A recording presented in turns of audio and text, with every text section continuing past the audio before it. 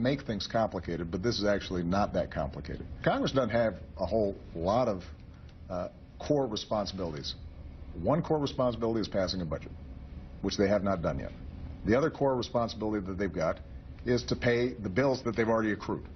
And if Congress simply does those two things when they get back, then the economy can continue to recover, and folks out there who are working hard or trying to find a job will have some sense of stability, and we can start thinking about things like college education and some of the big structural changes that we have to continue to make to ensure that we're competitive.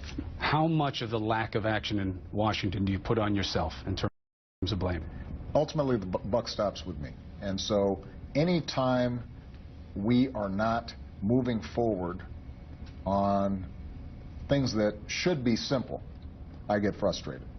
And, you know, I've said before, and I continue to say, you know, I'm willing to do whatever it takes to get Congress, and Republicans in Congress in particular, to think less about politics and party and think more about what's good for the country. And then, finally, now what we've got is Republicans talking about the idea that they would shut down the government. Bad for the economy, bad for not just people who work for the government, but all the contractors who, and the defense folks, and everybody who is impacted by the services that they receive from the federal government. We should shut that down because Republicans, after having taken 40 votes to try to get rid of Obamacare, see this as their last gasp.